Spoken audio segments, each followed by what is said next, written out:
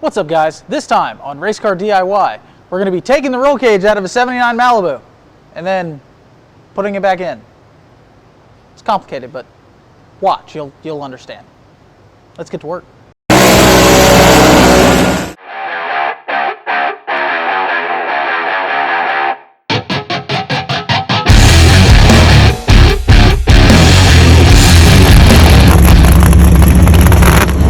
So as you can see, we're not in the normal shop today. We're actually at my family body shop down here in the great state of Virginia, and we're working on the Malibu today. This is a 1979 Chevy Malibu two-door.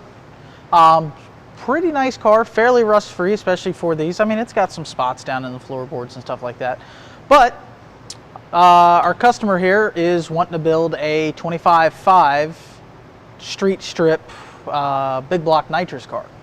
So one thing that involves that is the roll cage. This is a chromoly, started life out as a pre-bent kit that he provided, and then we bent a bunch of stuff up to make it fit the car a little bit better and adjusted some things to get this thing nice and tight. And when I mean tight, I mean, let's see if I can get my hand in here.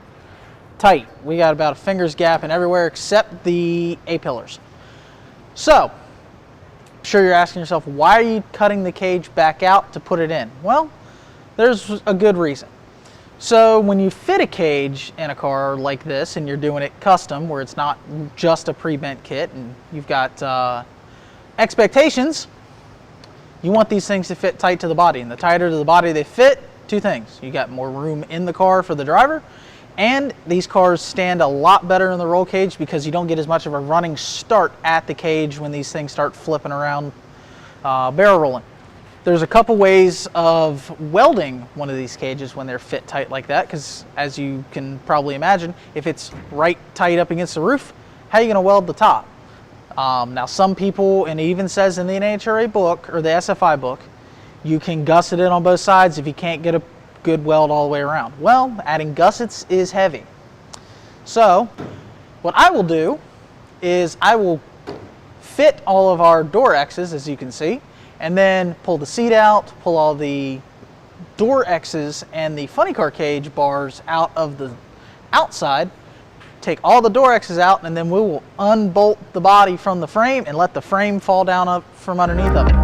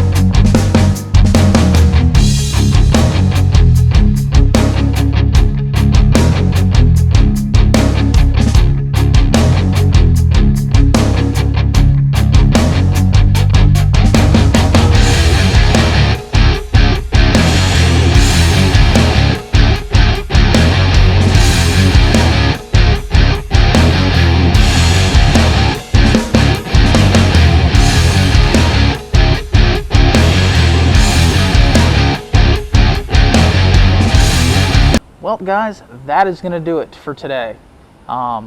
We went ahead and jacked the body back up, or the frame back up into the body. Got things kind of set back in place.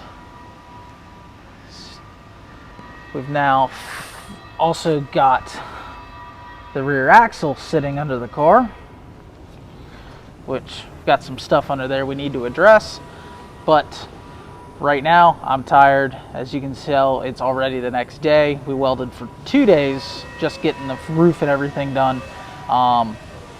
If you're having somebody do one of these cages for you, it's a lot of work. There's a reason they're charging what they're charging for it.